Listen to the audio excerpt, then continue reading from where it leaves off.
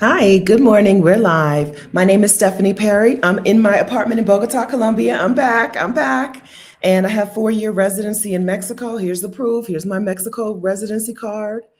But I'm from Delaware, and I want to talk to you about how I walked away from the failing United States of America, from the crumbling United States of America, from that was never going to be a home to us anyway, United States of America, without getting a job abroad.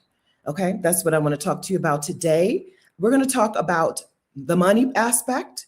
We're going to talk about the residency aspect. And we're going to talk about like finding my place, finding a place in the world that I want to go to after leaving the United States. That's what we're going to talk about today. As you can tell, or maybe you can't tell, I'm a Black woman. I am a Black woman from the United States of America. And listen, that was never going to be our home. People tried and tried, okay? But not only did the United States make it clear from the very beginning that this place was not our home, right? That was not a place for us to stay. But they're doubling down or tripling down now.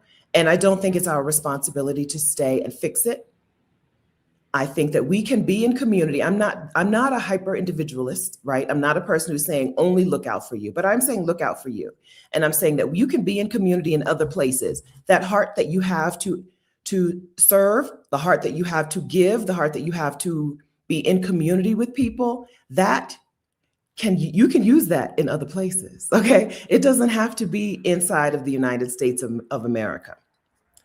Okay, let me settle down. Hi, good morning, everyone. That's what we're going to talk about today. Over here, we say good morning. Okay, if you're watching me on Instagram, hey Veronica, Yodi, Kiza, please join me over on my YouTube channel, which is Stephanie Perry, so I can talk to you and see you.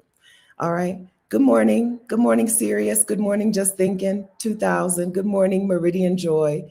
Good morning, Redefining Hustle Collective. I think that's Kim. Good morning, Yemi Connected. Good morning, Lady Sarita. Hey, Paula. Hey, CM993.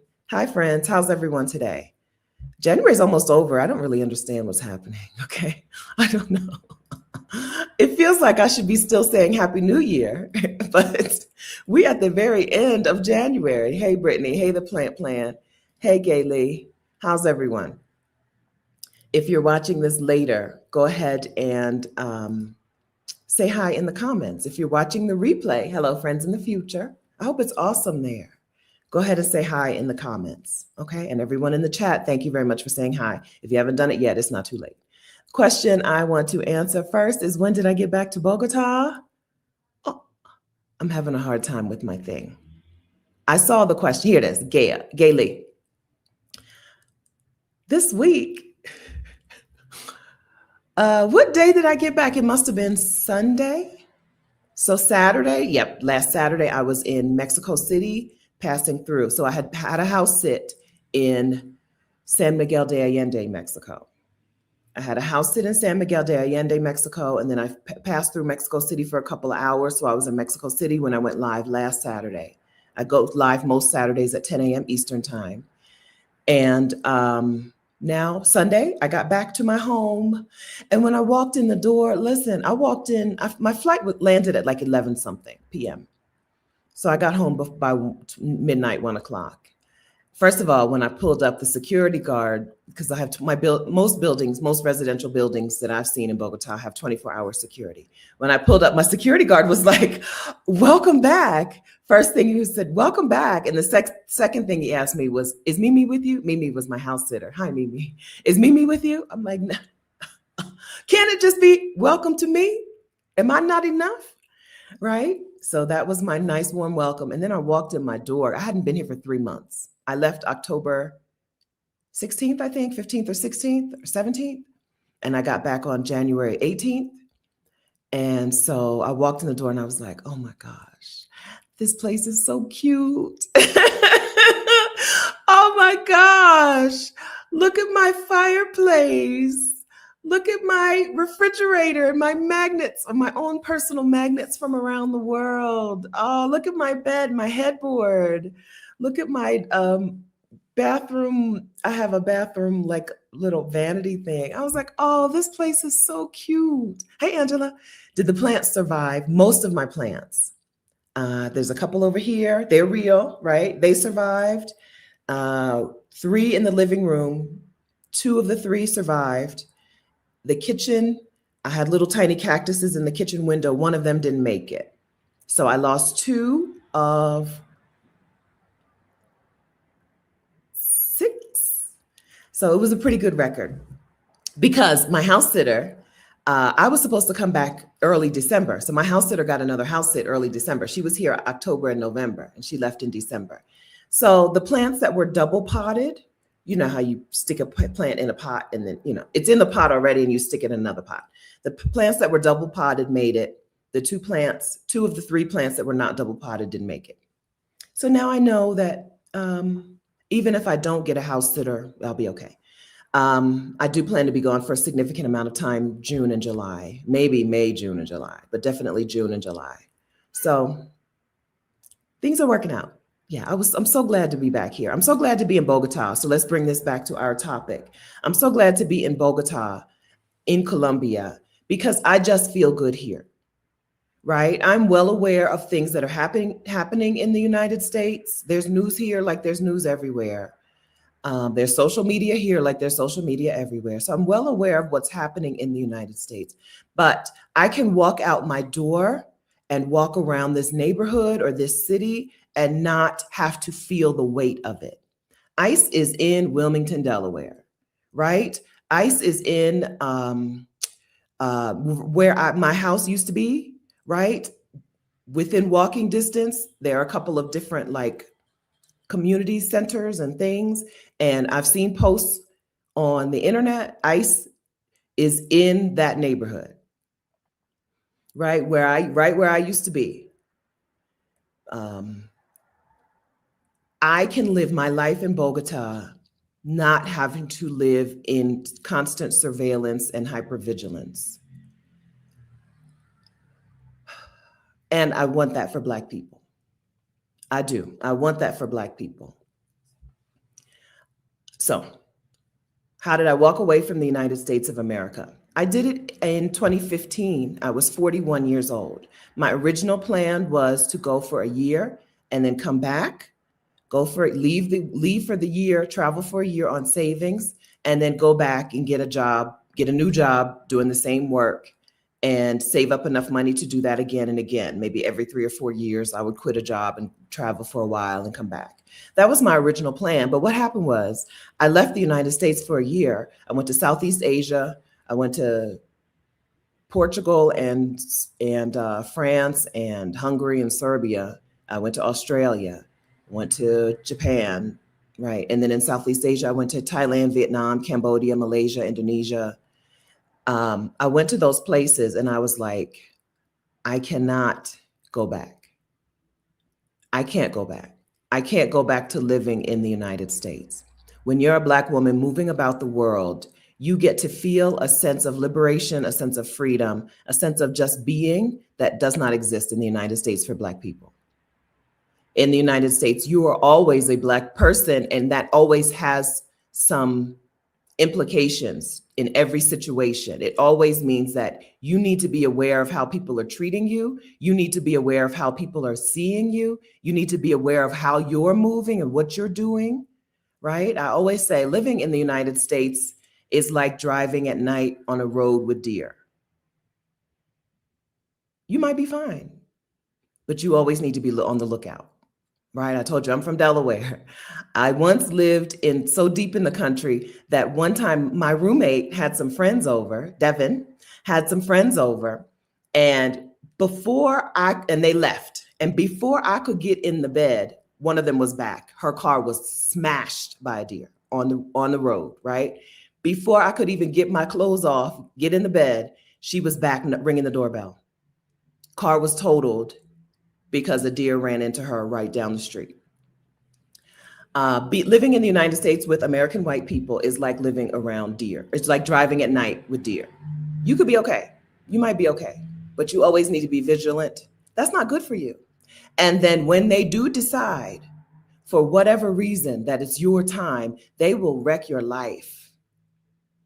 The hypervigilance alone is enough reason to not be there. It's not good for you. It's not good for you. All that work you're doing to regulate your nervous system, when like the nervous system agitators are the white people, just leave them. American white people never meant us any good, and it was never supposed to be our home. They did not bring us there. They did not bring us there for us to be happily safe and sound in that country. We were never going to be safe and sound in that country. Okay? And so leaving for those 12 months meant that I got to experience life as a person. Sure, I'm always a Black person. I love being a Black woman. I love being a Black woman. Love it. Okay, in case it's not clear, right? Traveling around doesn't mean that you're not a Black woman anymore. Or leaving the United States doesn't mean you're not a Black woman anymore. It just means that what other people think of you is different. Some people don't think of you in any way. They have no thoughts. You're not going to find a white person in the United States who has no thoughts about you being a Black woman. They either think that you are dumber than them, or they think that you're smarter than them, and that puts them on the defensive, or makes them go on the offensive to try to beat you down, right? Or they think that you are supposed to be their servant, no matter what your role is in the world. You're supposed to be subservient to them. They think that you can tolerate more pain and carry a heavier load. And there's a lot of thoughts when white people in the United States see a Black woman that they just don't have in other places. They don't have that. They don't know Black people. They don't even have Black people in some of these places. They don't know. Right? Other places, there is a reverence for Black women that I can't show you. There is a reverence when you move around the world as a Black woman that I can't tell you about with words. You just have to go see it. I am the co-founder of Exodus Summit, which is a community of thousands and thousands of Black women who are making their exodus, who have already made their exodus, who have already left the United States, whether for good or for a while. And in February of 2025, we went to Vietnam as a group. 80, there were supposed to be 100 women, about 80 women came. 80 women moving around Vietnam, small towns in Vietnam even. We went to Hoi An, Vietnam. We didn't even go to Ho Chi Minh City, the big city. We went to Hoi An, Vietnam. And the way those women took such good care of us, right? It was wonderful. The first time Rashida and I visited Bogotá, Rashida is the co-founder of Exodus Summit. The way people treated us here in Bogotá, I was like, I need to Google Bogotá famous movie stars, because do we look like two famous movie stars?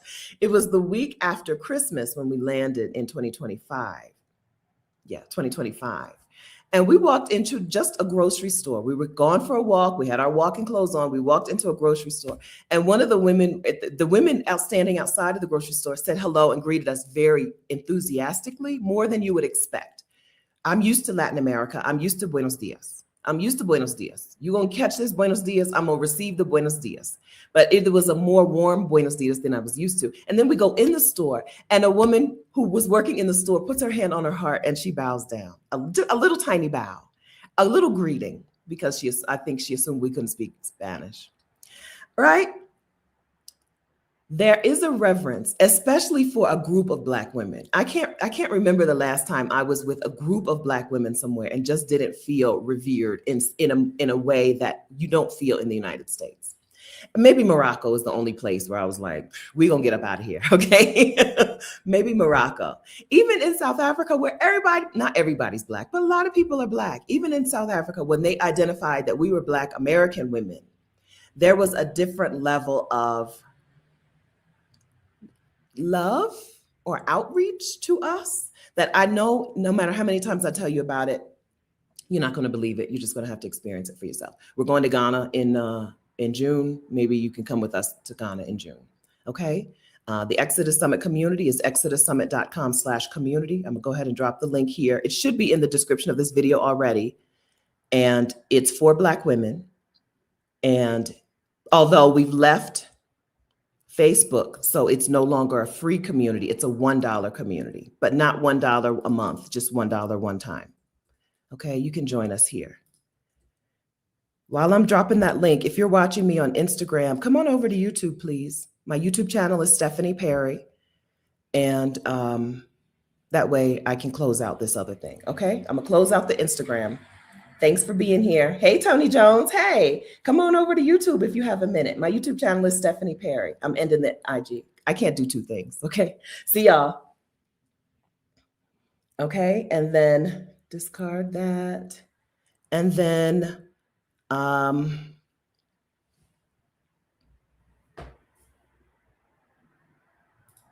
what was I getting ready to do?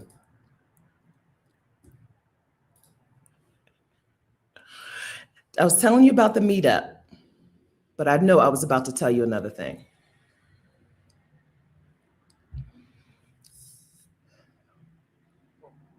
Where are the details for Ghana? Oh, we haven't put them in yet, Jenny. Okay.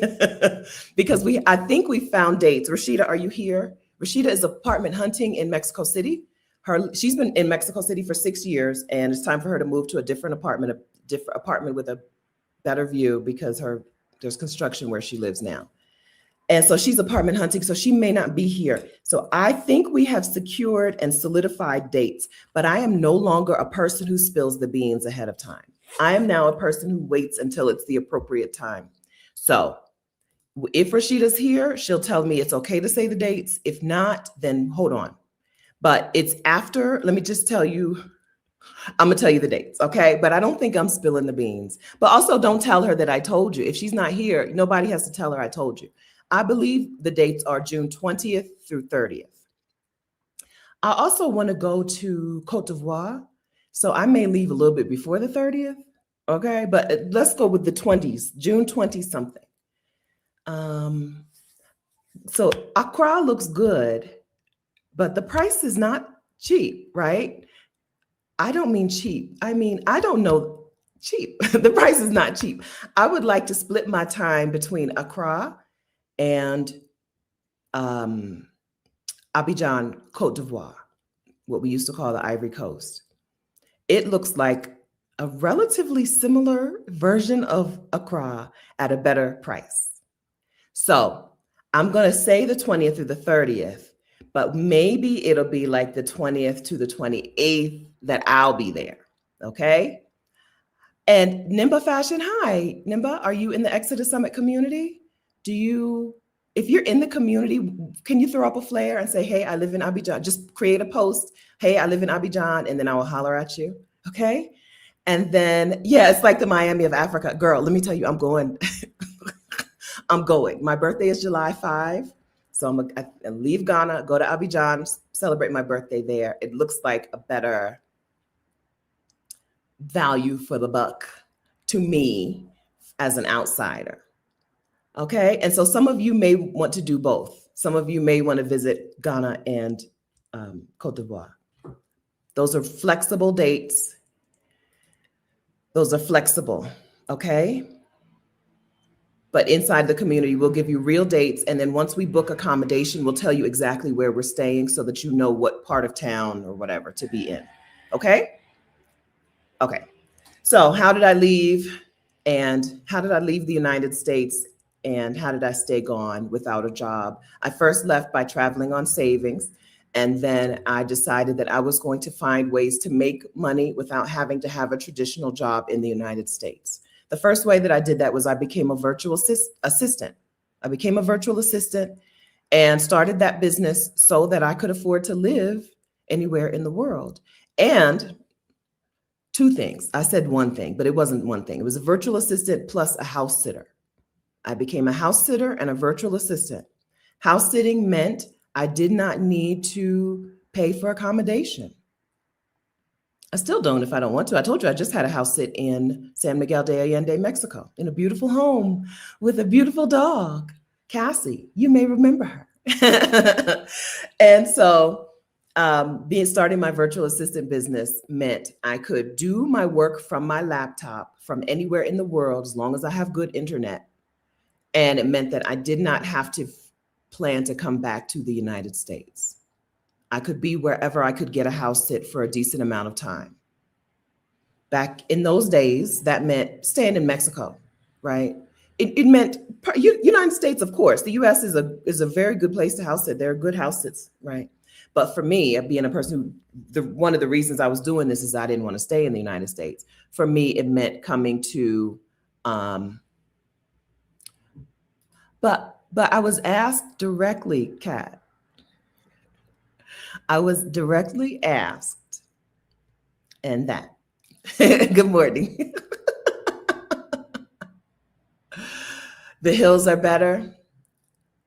But I don't know that, is there enough in the hills to do? So when we go, here's what happens when we go to a place, 80 or 100 of us go somewhere. We pick a central location and we do some sort of thing, activity or something, or activities. I'm going to get clothes made. I don't know about y'all. I'm going to get clothes made, maybe look at some art and cultural things. And then everybody disperses and does whatever they want to do.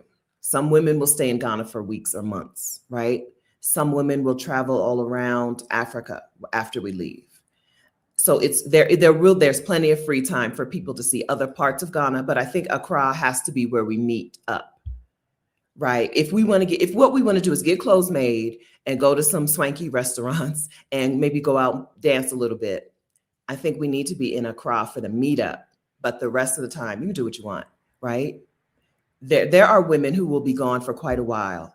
They're going to do it in some of these ways. Now, some of the women in the Exodus Summit community are retired and they're living off of their retirement income, pension, investment income, Social Security. And so they do that. But a lot of the women in our community are like me.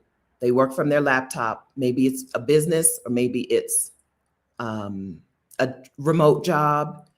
And they have plenty of time and they can be where they want to be when they want to be there, right? Location freedom is one of my favorite freedoms. One of my favorite versions of freedom. I think that, so Janice Round says, I looked into being a virtual assistant. Getting clients is difficult. And I saw an ad where Filipinos were only charging $4 an hour. So if you specialize, just like with anything else, you can buy, there is a $1 hamburger, right? But you can also go to a restaurant and order a $30 hamburger. And there's a market for both, right? So it's less about what other people are doing and it's more about your niche. Being a virtual assistant is more about what is your specialty and who do you serve? I'm a business owner now. I'm the creator of Exodus Summit, co-creator with Rashida of Exodus Summit. We've made, I don't know, $1.5 million in Exodus Summit since 2000. We have assistants, virtual assistants, none of them is $4 an hour.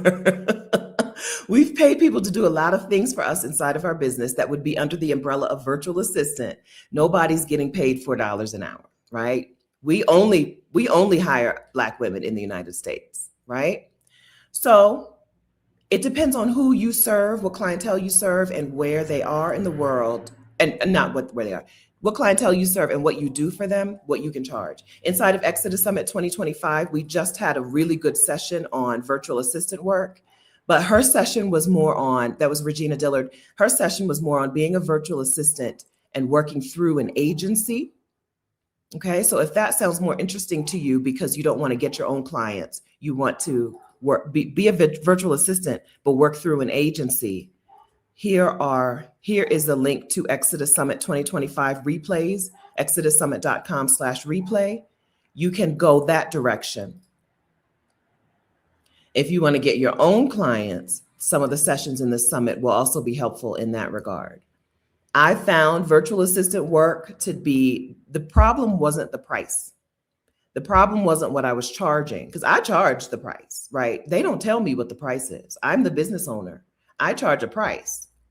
I did landing pages and lead magnets, and I charged a price, okay? I just needed to know how to get clients. The problem for me was that I chose a specific niche that required me to explain to people why they needed my service before I even could book me, before they would even book me to do the service. I chose a client who was relatively new to online business to help them start an email list. But if they're just starting an email list, They probably don't really know the value of the email list. If they'd known the value of it, they would already have an email list. That was my problem. I started that, but it was enough money for me to eat on, right? As a house sitter who didn't have to pay for accommodation, it was enough. Please, friends, would you like this video if you like it? And while I'm getting ready to talk about more money things, go ahead and share the video if you know a Black woman who would be interested in this conversation, interested in how to walk away from the United States without getting a traditional job in a new country. Why am I saying without getting a job in another country? It's not easy. Most of us don't qualify to get a job in another country because just like the United States is like, foreigners are not coming here and taking jobs from America. Other countries have that same approach, right? You have to do something that they can't fill with their own people. And so I'll find it, just think. Okay. And so it's not easy. There are categories of people who can get jobs in another country much easier than most. I would say if you work for an international corporation who can just transfer you to another country, do that. Do that today, okay? Put your request in now, hasta pronto, okay? If you do some sort of technical work that is really hard to fill, it's in demand, right? It's probably easier. Canada makes it relatively easy for people in healthcare to move to Canada and get a job. I don't want to say relatively. Yeah, I would say relatively easy. I didn't say easy. I said relatively easy. Where you work for a multinational corporation and you can get transferred. You do something technical that is hard to fill. You teach already. You're already a teacher or a school administrator. International schools all around the world love hiring American teachers and administrators, right? Those are the people for whom it's the easiest to get a job in another country. There's a second tier of people who are willing to teach English abroad, not online. People who are willing to teach English abroad, they get jobs abroad. You get your TEFL certification, you find a job in another country. Being a native English speaker plus getting your TEFL certification opens you up to teaching English abroad, usually to children, but not always children. That is how you get a job in another country. The rest of us, okay, I was a hospital pharmacy technician. My job was injecting drugs into bags for people's IVs in the hospital.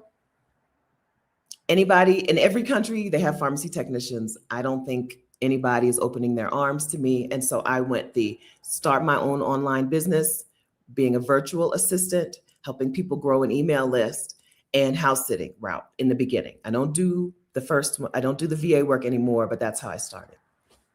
Just think 2000, how to house sit if you take meds? I don't understand this question. You take your meds with you? I don't understand the question. Ask me a different way. I think I'm not getting the question because you said it was important, but you're in a house with water and you take your meds. What am I missing? You take your medications with you. You also probably get refills or get your new medications while you're in that country because they're probably going to be much cheaper than the United States unless you're paying zero in the US because of insurance. Yeah, I don't get that question. Okay, Sister ESL, holistic nurse. I was hired as a nurse in Senegal. Health teacher at a private school, public health person for the Backway Boys of Senegal. Oh, through USAID. Their USAID was recently discontinued. So does that mean your job is going away? Or what does that mean for you? I hope that things are working out for you. Okay. Okay, so where was I in my notes? Money. How I walked away from the United States. Okay, so for 15 months or so, I saved $14,000 so that I could travel for a year on savings. When that money ran out, then I became a virtual assistant and a house sitter. House sitting for me is unpaid because I get most of my house sits through trusted house sitters, but it means I get free accommodation. Today, I don't do the virtual assistant work anymore. I've taken what I knew from house sitting and turned it into businesses, right? House Sitter School is a digital product that I sell to teach people how to house sit. I started my YouTube channel, which is now monetized. So thanks for being here. I get a cut of the ad revenue on my channel. And then because of house sitting, Rashida and I started the Exodus Summit, a virtual summit, which I told you since 2020, since 2020 has earned over $1.5 million, I would say. You know, I don't think money is a real thing. So, but I think the Exodus Summit has earned $1.5 million. That's gross, not net, okay? Since 2020.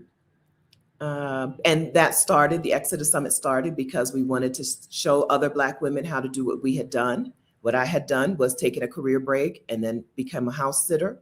We started Exodus Summit and traveled the world full time for 10 years before moving to Bogotá, before getting residency in Mexico. And so we started Exodus Summit to teach people that. When we talk about entrepreneurship as a pathway to moving abroad, people often think of like going somewhere and starting a business in that new place. But no, online business is much easier. Unless you're moving to a place where you already have connections and you already know how things work, right? If you already have connections in a new place and you already know how things work, then probably starting a business in that place is smart. Here, I would be a maple syrup importer, okay? Importing maple syrup, I think, is an opportunity here because I've not seen it in any grocery store or specialty store. And I love maple syrup. And who doesn't love maple syrup? So, but when we talk about entrepreneurship, we often don't mean starting a physical business in a place. We mean doing something that you can do from your laptop. Doing something that you can do from your computer so that you can make enough money to live wherever you want in the world, whether that's one specific place or bopping around. So I bopped around for 10 years, from 9.75 years, from September of 2015 to July of 2025. I didn't live anywhere. So I walked away from the United States of America without having to move any place specifically. I lived out of my suitcases. Now, I do have a sizable amount of things in my parents' house, okay? I have a sizable amount of stuff in that bedroom and closet. But even if I just could have a couple Rubbermaid containers in there, I would still live out of a couple of suitcases. Bopping around the world for 10 years helped me see what things I would like and wouldn't like in a place, but it didn't help me find a perfect place. Bopping around the world is not a pathway to finding like the most perfect place in the world. It's a pathway to seeing things that you love, going places that you enjoy, and having great memories, right? Bopping around the world showed me that I love Vietnamese coffee and pho for breakfast. But it didn't show me like that Vietnam is the most perfect place in the world and all Black people should move there. I do think all Black women should visit Vietnam because one thing they know how to do is take care of your body, or body work. What people, right? They know massage, they know aromatherapy, they know whatever. They know it there. They're not really manicure pedicure people. Vietnamese Americans are the manicure pedicure people. In Vietnam, your manicure and pedicure is not going to blow you away, okay? But the other body work will. So Vietnam, but that means I'm not saying Vietnam is a perfect place for anyone. I've not found a perfect place. I found places that I love. I love Lisbon, Portugal. I love it. It's the love of my life. I love it. When I'm there, I feel good. It looks so good. It's so sunny. I love it there. I don't live there. It doesn't fit all of my needs, right? So there's no perfect place. I think that some people don't move abroad because they're looking for a perfect place, but there's no perfect place. Find a place that's better than where you are. Bring your suitcases. And if you find someplace even better than that, you go there. Repack them suitcases and go there. Okay. Listen, that was the reason we had that meetup in Vietnam in February was because Stephanie in Vietnam in 2015 and 2016, she lived. It was such a good life, right? Wake up in my little Airbnb. It wasn't an Airbnb. I was just renting from a Vietnamese family. They built a back house and they divided it up. I don't remember now, maybe 4 different rooms and a shared kitchen.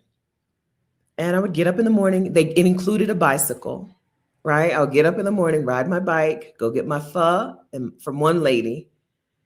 Now, pho from the man, in a little open faced store. Pho from the man, sit there and eat my pho, and then my Vietnamese coffee from a lady, kind of diagonal. I preferred one place is pho and one place is coffee, even though they both did the same thing, right? Then I would ride my bike to the beach. I might get on Tinder and do some Tinder tours, right? Go on a Tinder date or two, show some dude from Germany or whatever my favorite beach. Maybe he'll take me to dinner, right? Do some Tindering.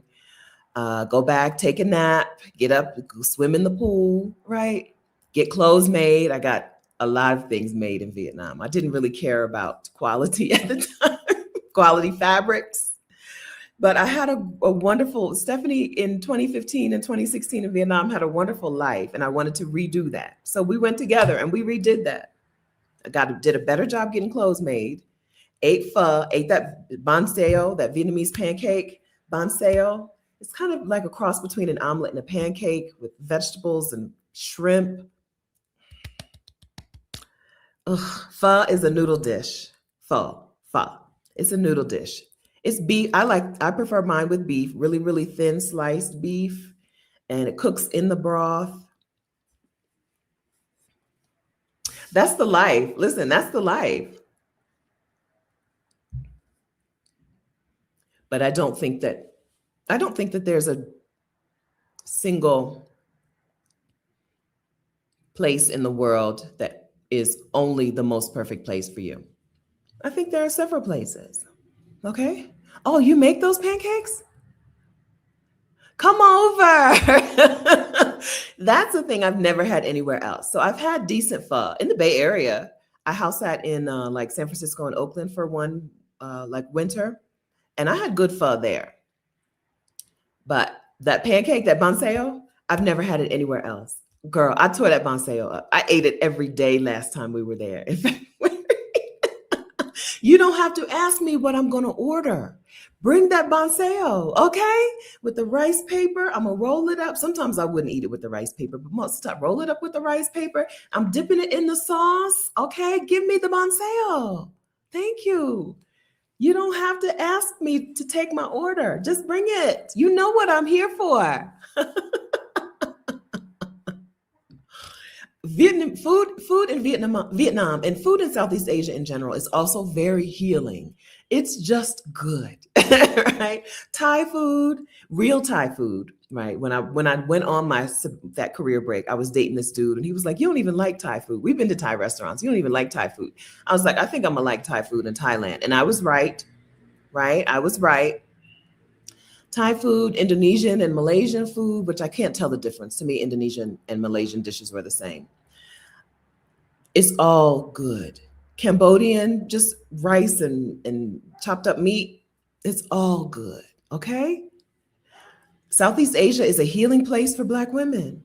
And it's because they believe in body things. They believe in taking care of the body, right? It's because the food is good. It's because they're into they're fast paced in their own way, but they're into taking your time. They're not rushing you. Southeast Asia is a healing place for Black people. Even if you don't think you want to live in Southeast Asia, I think you should spend a significant amount of time there. And that's why we went there last year. And some of them women, I was there for 2 weeks, I believe. And some of them women were like, "I was here when you came and I will be here when you leave." Okay. Katrina left a couple weeks ago now. I feel like she was one of the last ones. We went in February, girl. That was February. Katrina left in January, I believe. Left Southeast Asia. Now, some women live in Southeast Asia. Rhonda was at the meetup, but Rhonda lives in Southeast Asia, right? But of the women who were just passing through, some of them Katrina just left, right?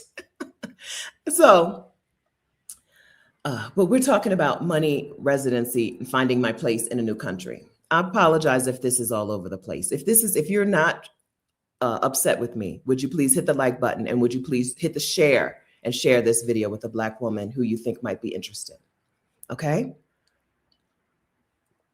not individualism, not a greedy place. Southeast Asia is it's healing. Latin America too, right? But Latin America is a little different. Latin America is a little different. Okay, so money. Have we covered how I afforded to walk away from the failing United States of America? Have we talked about my experience in the Black migration in that way, in the way of money? I decided that I was first going to leave on savings. And then once I decided that that wasn't long enough, I then started my virtual assistant business and house sitting. Links to my trusted house sitters link and my new house sitter toolkit are in the description of this video. Okay, thank you. I am Notori Elise. Hello, Notori Elise. Thank you. And then once the virtual assistant business was too hard, it was too, I boxed myself in a little bit. Thankfully, by then, YouTube money started taking over and Exodus Summit money started taking over. You may not want to do YouTube, right? You may not want to make your money from YouTube, but I bet there is something that you could do for people online, whether it's teaching them how to do it or actually do it for them. There is something that you could do for people online that would be your money maker, that would fund your Exodus, like virtual assistant work and like House Sitter School and Exodus Summit have done for me. Okay. Whew. This is too prolonged to be a hot flash, I think. This is a just hot. I'm getting scars on my arms. I don't know what these are from. They're not bruises, they're scars. But I don't remember any injury to cause a scar. All right. So money, that's my money answer. We also talked about some other women's money answers. Some are using their retirement income. I think the average U.S. Social Security check is $1,600. There are places in the world where you can live just fine on $1,600, and by just fine I mean fine. I mean fine, not pressed, right? Not pressed, especially Southeast Asia, girl, right? $1,600 a month. Go to Southeast Asia, live your life. My apartment. So I talked about the house where I rented a room with a shared kitchen. That was $180 a month in 2015. $180 a month in 2015. One room, shared full room with en-suite bathroom. They called it a kitchenette, but it wasn't. It was a refrigerator and a microwave, right? It was not a kitchenette. I didn't need a kitchenette because in Vietnam, you don't need to cook your own food to eat well and be healthy. $180 a month in 2015. And my apartment in Chiang Mai, Thailand, I had a full apartment in Chiang Mai, Thailand for only 1 month. And I paid $18 a day, $425. Is $18 a day, $425? 30 times 18, 540. No, must have been 16 times 30, 480. I paid $16 a day, but I paid by month, but I wanted to find a place for $16 a day or less, and I found it. I paid $480 a month for a full 1-bedroom apartment in Chiang Mai, Thailand, in the Neiman area, which is a little more pricey. Walking distance to that mall, without negotiating, and just on a 1 month thing, right? Not a lease. That was 10 years ago. But this is to show you that $1,600 or $1,800 a month is plenty in Southeast Asia. Okay? There are videos on this channel and on the Exodus Summit channel and on Rashida Dow's channel, which is called Rashida. There are videos on the Yarbro's channel, Yarbro, Yarbro. There are plenty of videos talking about cost of living. Adelia's channel, Picky Girl Travels the World, plenty of cost of living videos for people around the world, for Black people around the world. Okay? Retirement, ways that people make money in this community to be able to live wherever. Retirement money, getting a job in another country, which is usually the minority of us, working online, investment income, those things. Okay?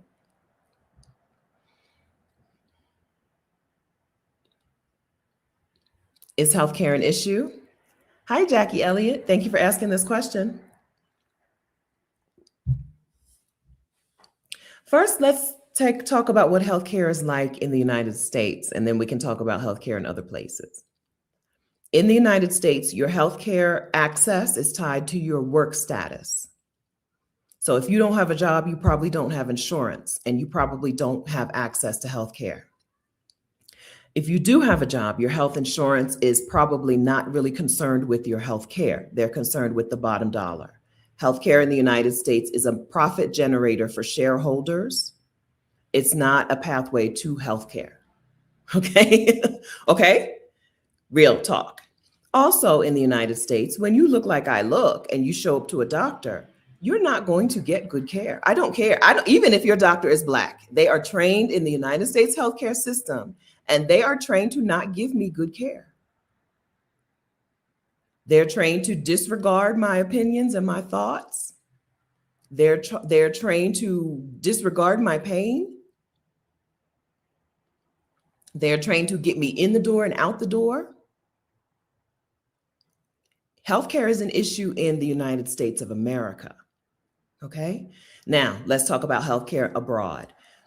For a couple of years, I house sat pretty regularly in Mexico. Then for a couple of years, I spent a lot of time in Costa Rica.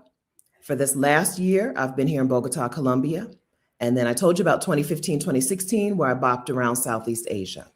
In all of those places, I have received healthcare for pennies on the dollar compared to the United States and at a higher level.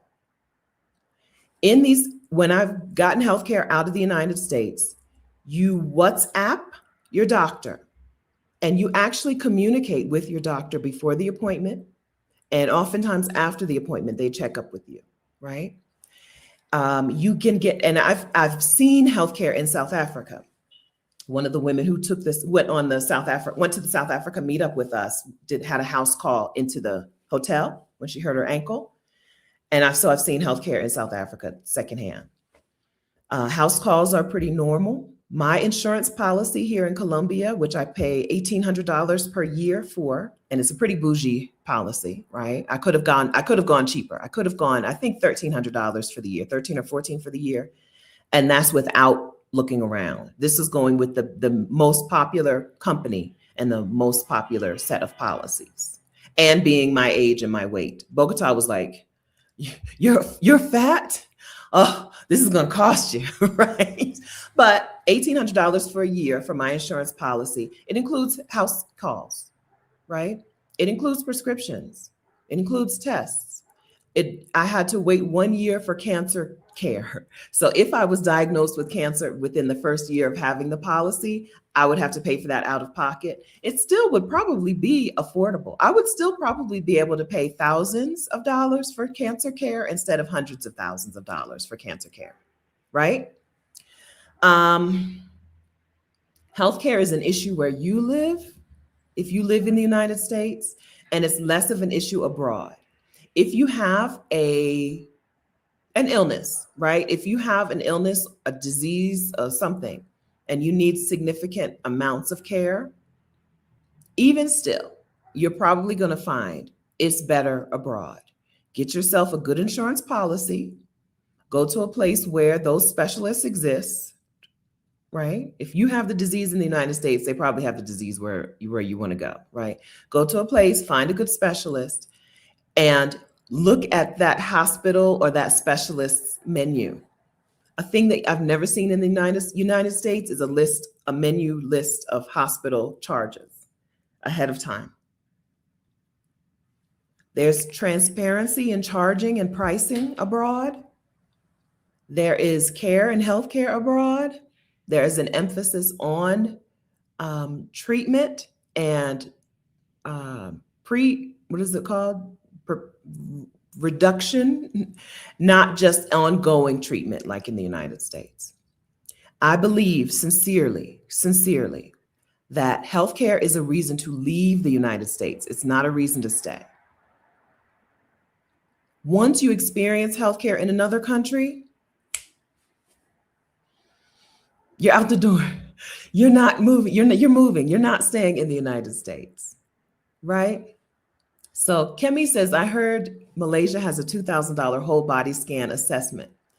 Malaysia has a lot of places, a lot of hospitals around the world do some sort of executive testing thing. It's not $2,000, Kemi. I believe it's about $400. Any test you could actually want. Any test you could want, about $400. I looked it up one time here on this channel for hospitals here in Colombia, and it was closer to $800, I believe, right? For any test you could want. There are a lot of tests in the United States you can't get for $800 singularly, right? Everything, they will work you over for $400, $800, $1,000 around the world. And there's a menu, right? You just look at the hospital's menu. I want this, I want, they group some things, or you can do a la carte, right? You take all these and add in some a la carte stuff if you want. There are hospitals all over the world. So Erica's saying South Korea and Turkey also. But I want to tell you, it's just everywhere. Everywhere. If there are rich people there, right? This is how I would say. If there are rich people in that city, they have good hospitals. And they have hospitals that have a real menu online. Right? Dina says Turkey's the place to go. Yeah. So but the most popular, if you want to do something like this, the most popular is Malaysia. Prince Court, I believe, is the name of the hospital or the healthcare system. Malaysia is the most popular. Turkey is next. But you could go to, I'm sure you could go to Lisbon and find a hospital online that does those things. And we had a woman, we talked to Andrea on the Exodus Summit YouTube channel. She has really good healthcare in Coimbra, Portugal, which is not far from Lisbon. It's, Portugal's not all that big. She's in Coimbra, and she said they have the best healthcare in the country. Coimbra has the best health hospitals in the country. Right? Jaylyn, where are you? Jaylyn, the dancing therapist, lab work cost her $9 last week. Fast, efficient, received my results in 4 hours. I don't remember where you are, though. Are you in Mexico? Let us know. I don't remember where Jaylyn is, but yes, right? Like in the Philippines, I got leishmaniasis from rolling around on a beach that I wasn't supposed to be on. There was a beach where they had some sand mites or something, and I got leishmaniasis all up and down my legs. Don't Google it. It's gross. I'm telling you, don't Google it. Okay. Just believe me when I tell you it's gross, and it was all up and down my legs. I went to the hospital in the Philippines. I went to the little walk-in emergency room. They treated me. They gave me medications. And when I went to the door, little window to pay, she was like, 32. It was the equivalent. It was whatever it was in, what is their money? Philippine, it's probably some sort of peso. It's probably called a peso, but it was the equivalent of $32 US for the emergency room visit and the medications, the antibiotic, probably an antihistamine, and then they gave me something for my stomach in case the antibiotic upset my stomach, right? $32, right? This was in the Philippines, not Vietnam. I'm sorry, I meant the Philippines. Yeah, it was nothing, right? Girl, I would go to the emergency room every week. It's Coimbra, Coimbra. If that's what you're asking me, Coimbra, Coimbra is the part of Portugal that Andrea told us had the best healthcare in the country, the best hospitals in the country. Okay, so that was last week in Accra. Okay, Jaylyn, last week in Accra, $9, lab tests, results quickly, boom. Okay, so thank you for asking the question about healthcare. I love talking about this, because it is such an eye-opener to what things could be in the United States if our healthcare wasn't a for-profit, shareholder-driven business, if it was actual healthcare, right? And if it wasn't tied to our work status. I'm looking for my notes, but the notes are up here. Okay, so we talked about money, how I walked away from the United States. Let's talk about my residency. So, I love to flash my residency card. I have 4-year residency in Mexico. I'm gonna talk to a man soon about how to possibly get permanent residency, even though I don't live there. I would like it. Okay, this is my proof. Okay, this is my residency card from Mexico. It expires 3/10/29, March 10th of 2029. If I can finagle some permanent residency when it's time to, I'll let y'all know. Okay. Why do I have residency in Mexico if I don't want to live there? I think it's important for Black people who don't have another residency to get the first one under your belts, right? To get something under your belts. Colombia is a different process that I don't want to talk about because I'm here to do something else and something else. And the reason one of the reasons that I picked Colombia is going to also help me get permanent residency in Colombia. So I don't need permanent residency in Colombia yet because I'll get it later when I do the thing that I'm here to do. So instead, they have a digital nomad visa that lets me just be here for a couple of years while I do the thing I'm here to do. So, but residency in Mexico, why did I get it? I qualified for it, and they did not care if I actually lived in Mexico. And so I was like, I'm getting that. Now, if things continue to fall in the United States and I absolutely don't want to or cannot be there, I can be in Mexico through March 10th, 2029, right? I think it's important to find out where you could qualify for a residency and get it. We talked about this last week, I believe, here on this channel. If you qualify for a passport because you were born in another country or your parents were born in another country, and sometimes your grandparents were born in another country, or Ireland, seriously, Ireland, you just need one. No, it might be one grandparent born in Ireland, right? Some of y'all have that. Some Black women have that, right? If you qualify for another passport, go get it. Get it. Get it. Okay? Because there will be a time.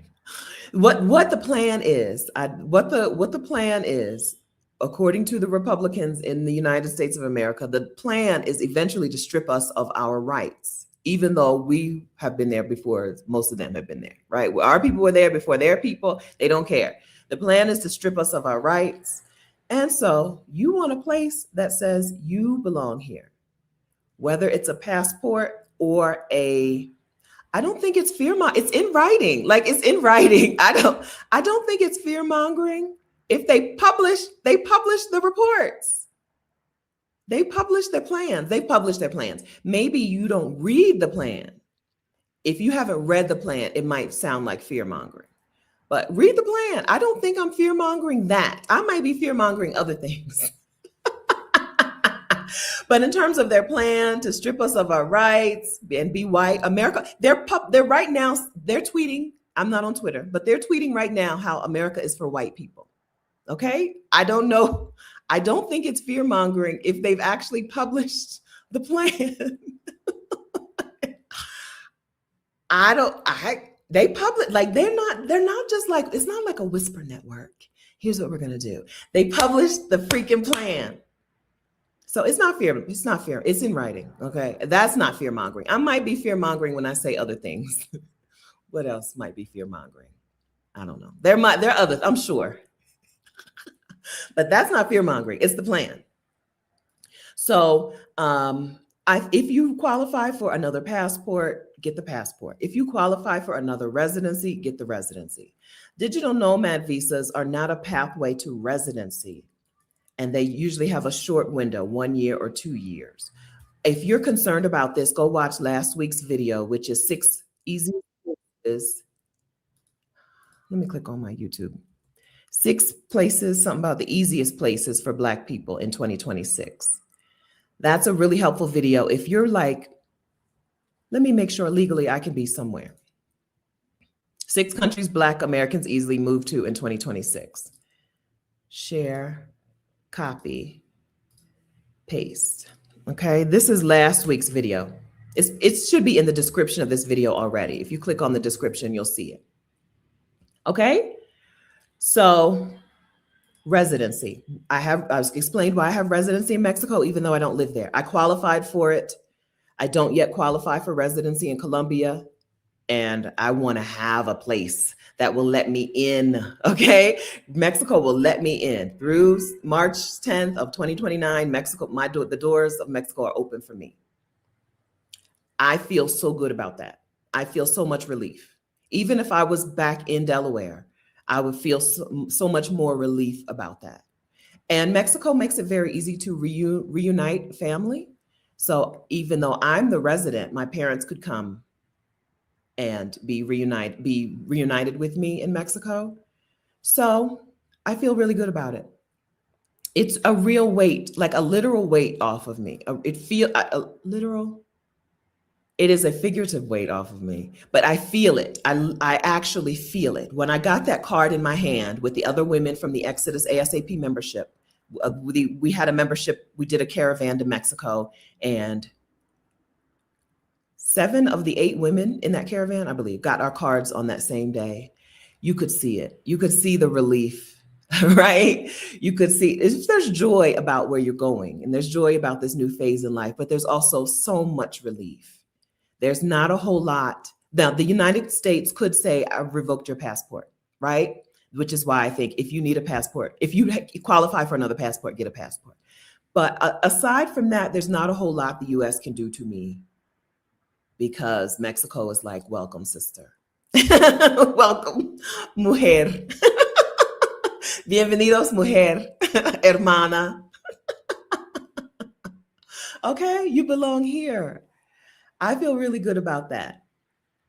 And I would love to qualify for a second passport, which is why I'm going to Cote d'Ivoire to get me a rich man. Okay, I'm going to Cote d'Ivoire in July. I'm gonna be in Cote d'Ivoire on my birthday, qualify for a passport. Ireland has one of the strongest passports, and I've always said that I felt like Ireland and or Scotland is a place where I could go and get married if I needed so that might be the second part of my travel plans.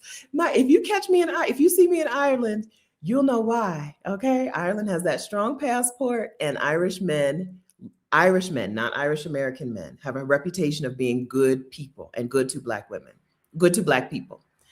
So that's that on that. Am I lonely in Colombia? Hey, Anthony Sherman. No. Part of this is my own personality. I am a hermit and alone. I do well alone. But also, I'm not alone. Maybe you have seen some pictures from the couple of meetups that I've had in Colombia. There are other Black women here. Harlem Minded and I are going to, and probably her husband, will be hanging out tomorrow. There are other Black women here. A lot of the people who moved so my Spanish is transactional. I can speak transactional Spanish. I don't yet make friends Spanish, I don't think. And so I don't know that I'm ready to make Colombian friends, right? Because I just be like, yeah, well, no, I'm thinking this out loud, because no, a lot of Colombians do speak English. In Bogotá, a lot of people do speak English. So I don't have any Colombian friends yet, right? I told you the security guards in my building are the people I speak to the most. They like me. They like me better, apparently. They like my house sitter better, but they do like me, and they're very helpful. My landlord, her daughters, they're all very helpful and very communicative. If I need help or support, I have them, okay? They know how things work here, and they know I don't know how things work here, right? My security guard was like, this is your gas bill. This is the due date. This is where you go to pay. Literally. In Spanish, this is what he's saying to me, because he knows I don't know. So I have support here in Colombia even before I have friends.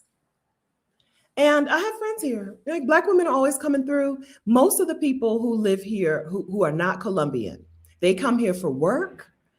Bogotá is not a place with a lot of, like, I don't have a job expats. I don't have a job immigrants, I should say. There's not a lot of I don't have a job immigrants who let's go to the mall Tuesday at 1:00. I haven't met that group of people here yet, that y'all have to move here for that to be the case.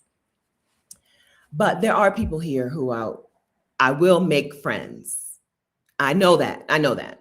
Some of those friends will be some of y'all who move here, but some of them will be local people. I got to find a hobby and do some things. I know, I understand this. I understand this question. I understand people thinking you expect us to leave the United States and everyone we know and go someplace and be alone. No, I don't expect you to be alone. You're not going to be alone. You can focus on finding places. You can focus on moving to a place where there are already Black people who have moved there, because it's easier to make community, form community with people who are like you, right? Who speak your language, who know, like your music and like your food. There are hubs of Black immigrants or Black American immigrants or expats around the world. It's why we talk about some of these same places over and over: Lisbon and Mexico City and San Miguel de Allende, Mexico, and Playa del Carmen, Mexico. And even Costa Rica has a huge group of Black women. There's a lot of Black women and families in Costa Rica. It's not the easiest place to live in. Infrastructure is not my favorite. Costa Rica, right? Panama City, Panama, Ecuador, a couple of different cities in Ecuador. Few different Caribbean islands. There are places where you can find gangs of Black American people, and you will have friends and support. When people move out of the country, they move there. And when you move there, they know how difficult it is, or they know what you need help with, or they know what you need support with, and they get together. People don't generally move abroad to be loners and hermits, right? They move abroad and they extend themselves in a way that we're not used to in the United States. Chiang Mai, Thailand. Girl, Chiang Mai, Thailand. Okay, that mess around and go to Chiang Mai, Thailand. You're not going to want to leave, okay? You're not going to want to leave, right? There are places where you can drop into a supportive and warm Black community.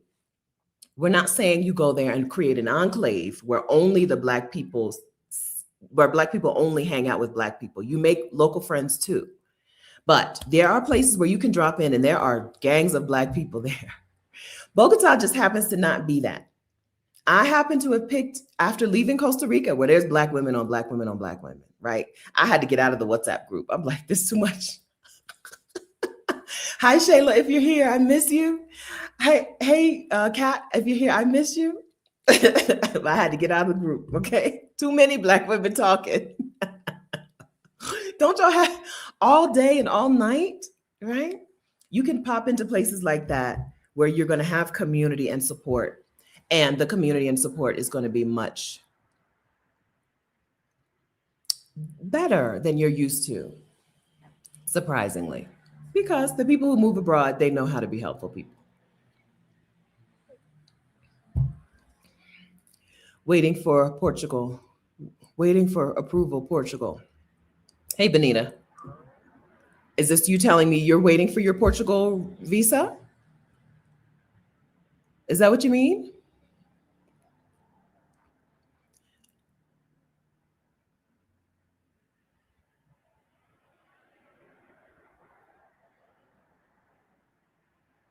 I see a couple of questions about Paraguay.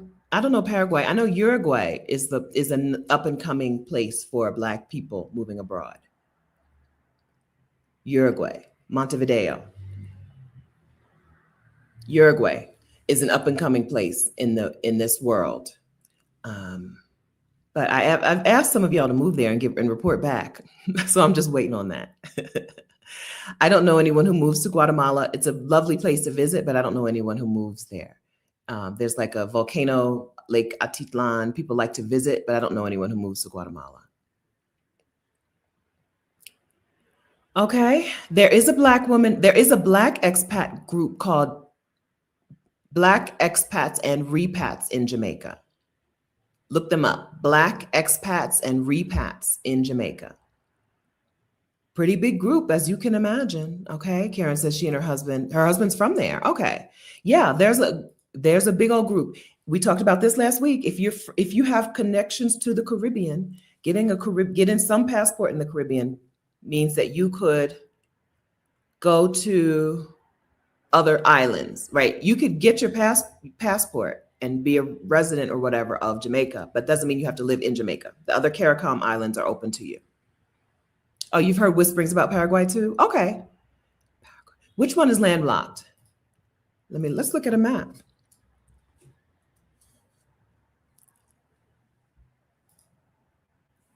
Yeah, Paraguay is the landlocked one. Uruguay is the one that's on the water. Okay.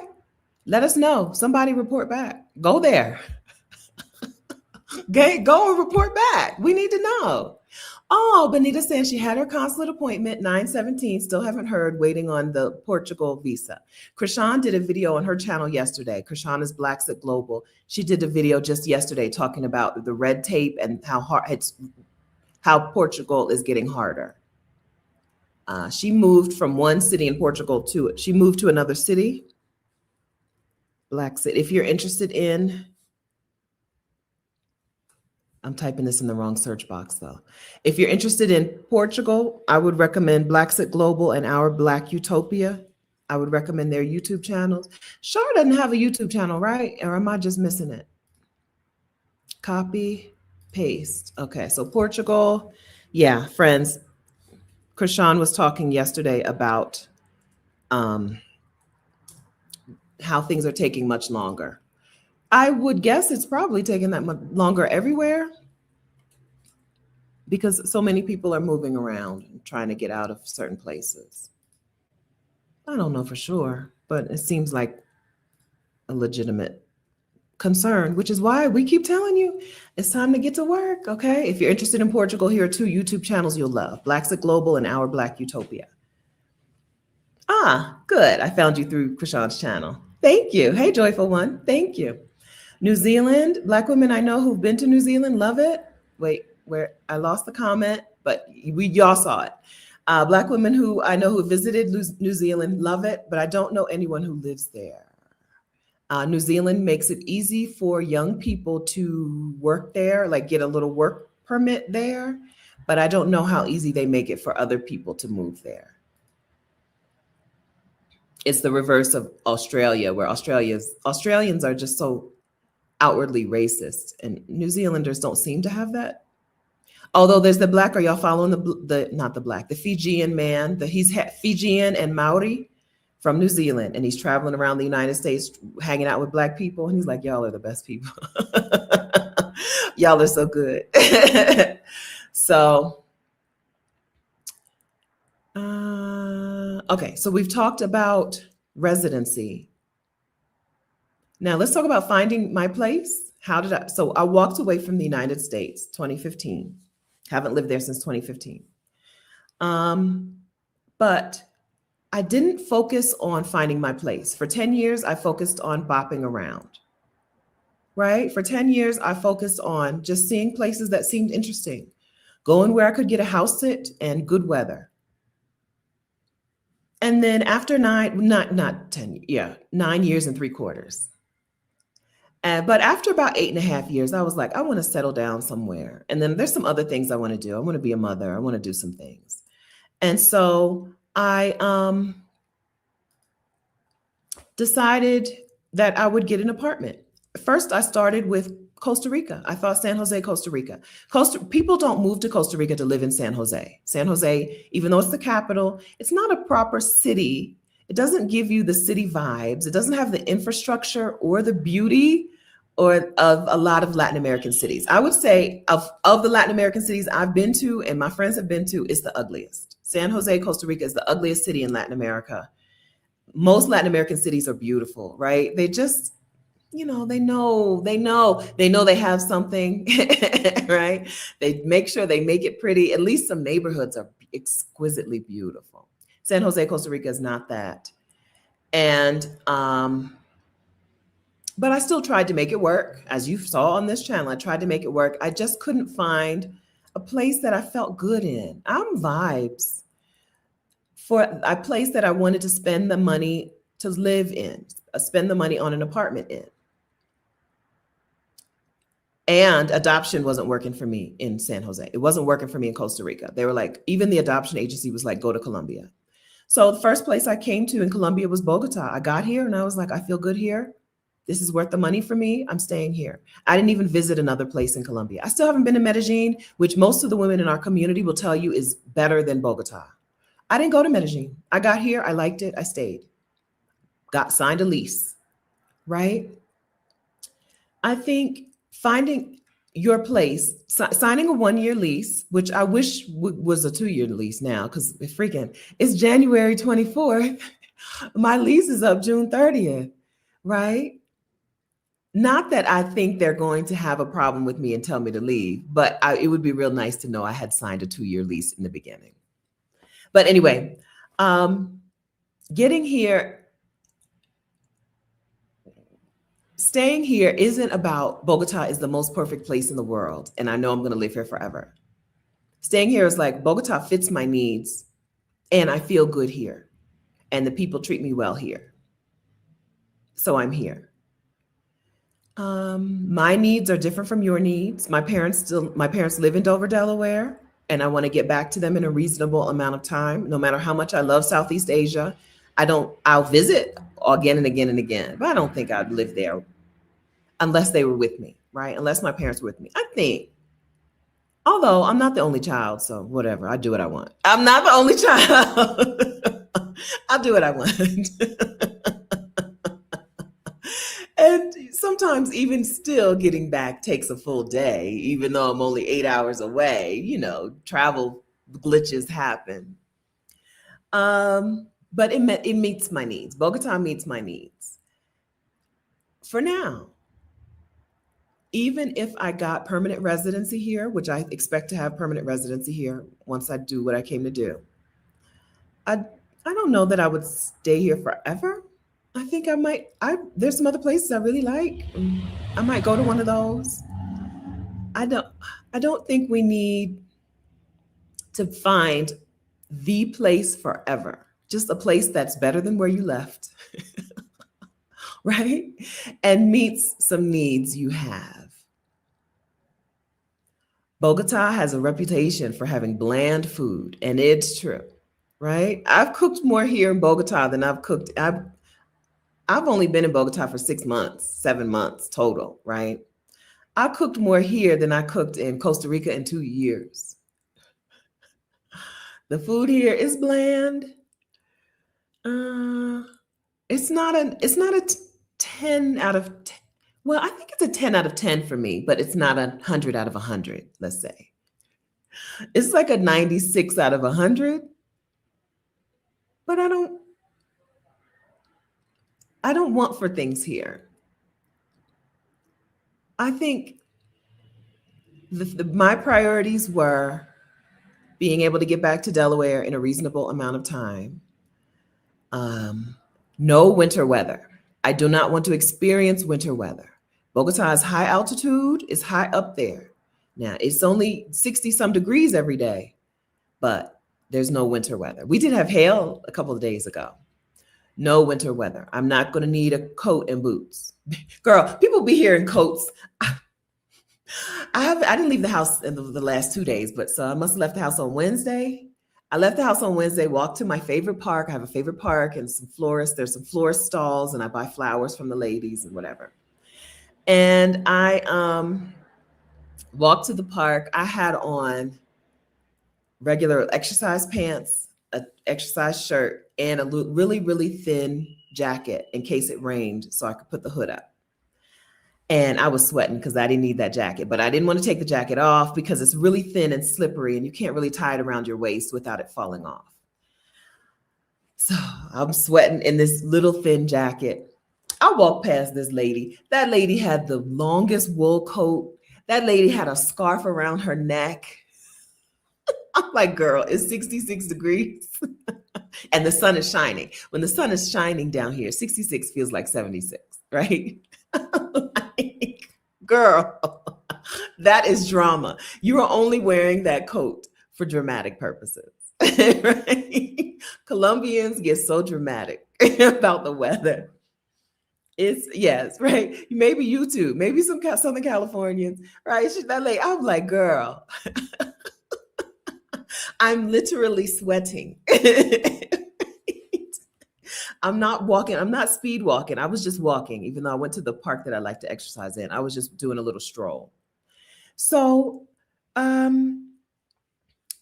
Bogota, Colombia, it fits my needs for now. I don't expect it to necessarily be forever, although it may be. Let me meet a rich Bogota man. Okay. Okay. Listen, if he's like, we live here now, I'm like, we live here. Rich husband. Okay. The yacht can take us wherever we want to be in the world. This is just for, non-travel purposes. I'm glad you're saying that, Stephanie. No one place has everything. As Black people, some need to let go of the fixed mindset of all or nothing. I think that some people just need to get rid of the idea that something is permanent, because nothing is permanent. Nothing is permanent. Okay? I hope that sets you free. It's for now. It's for this phase. And then you decide when the phase ends, right? I tried to make Costa Rica work. It didn't work. You know what I did? Packed my suitcases and left. Although I do still have some things at Shayla's house. I know she's sick of me. I don't even know if Shayla still lives in that apartment. I thought when I was leaving, I was coming back after a couple months. I know she's so sick of me. Right? Bogota is rainy and cold. Right now, it's gray. It's gray every day. You get sun every day, but you get gray every day. Not everybody would appreciate that. It's a great excuse for me to not leave the house. It doesn't rain every day. Rainy season is particular. Rainy season is 3 months on, 3 months off, 3 months on, 3 months off. But it's if you couldn't stand looking out your window every day and seeing gray, right? You got to catch the sun in Bogota. You got to catch it. Sometimes it's morning and sometimes it's afternoon. You got to catch the sun here. If you're not into that, you're not going to like it. I'm into it. Girl, I'm a hermit. I'm into it. When the sun is out, I'll be out walking. I go buy my flowers. I come back. By the time I get back, it's cloudy. I'm done. DUN, put my Snuggie on. Okay. I'm wearing my robe. I went to Delaware this time and brought my bathrobe. I bought a cashmere bathrobe a couple of years ago for myself, but I've kept it in Dover. So I finally brought it here. Take my little shower. So the women on Threads have hipped me to showering in the dark with candles. So I come back from my walk, turn off the lights, close my window in the shower, because I have a window in the bathroom. Cover it so it's a little bit darker, light the candles, take a shower with the candlelight. I was gifted some L'Occitane bath body, right?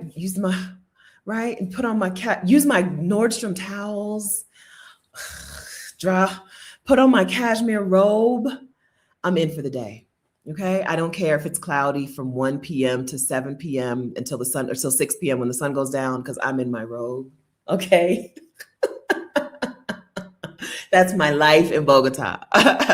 Everything I need to do outside, I need to do before noon. Costa Rica trained me really well. Costa Rica trained me up with that. With Bogota, it flips. So there are days when the sun is in the afternoon and evening and not in the morning. So I'm flexible. That's life. Yeah. And this place fits my needs today. There may be a time when it doesn't fit my needs, right? Maybe a time. But I didn't need to find the perfect place forever. I just needed to find a place that I would have a good life today. And I have that. Okay? So that's how I walked away from the failing United States of America. I think it's failing. I think it's crashing. And I think we would be better served in other places contributing than in the United States contributing, because they don't deserve our contributions. They don't deserve it. There's an Instagrammer named Deja Does It who I love. I feel like I like that. I don't know that lady. She used to roller skate and stuff. And I like the way she thinks and I like her personality, but she's convinced that we have a responsibility to stay and fix things in the United States, that all people, not we Black people singularly, but like people, Americans have a responsibility to come together. And I'm like, no, I wish I could change her mind. Because she would really love Bogota with her little roller skates. They close the highways, they close the main streets down on Sundays, and people be just roller skating down these major streets, roller skating, riding their bikes. There's kids with training wheels on, right? I'm like, I wish she would come here. Because I think we can contribute. I agree that we are supposed to be in community with each other. We're humans. Elephants are my favorite animal, right? Elephants are pack animals. They're community animals. They come together. Have you ever seen an elephant give birth? Elephants come from far and wide to tell everybody there's a baby here. Now let's protect the baby. Sound off, make noise, circle around the baby, protect the baby. I'm an elephant at heart, right? I wanted to be an elephant as a child, even past the time when humans don't become elephants when they grow up. If you ask me what I want to be when I grow up, I want to be an elephant. I'm an elephant. I understand community. I understand it. I know we need it. I just don't think we need to be in community with people who have gained the world and lost their souls. I just don't think we need to be in community with them. And so I think it's wonderful to come somewhere like this, where people are so happy to see me for some reason. These Colombians, they be so happy to see me and be in community with them. Right? Be in community in a place where people will smile. Rashida and I were eating in San Miguel de Allende, Mexico a couple of weeks ago. And the abuela, this old lady, I said she was in her 70s, but now I think about it, the granddaughter was a grown-up. So she was in her 80s, walking into the restaurant. It's a restaurant full of people. Every table is full except the table they're going to.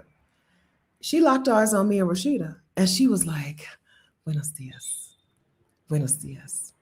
And she just smiled at us the whole way that she's walking to her granddaughter, walking her to the table. She's so happy to see us.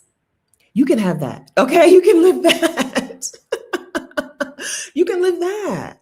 Instead of, if she was a white woman in the United States, we would have been thinking, what is she about to say? What is this white woman about to, what? We've had too many experiences, okay, with the wrong.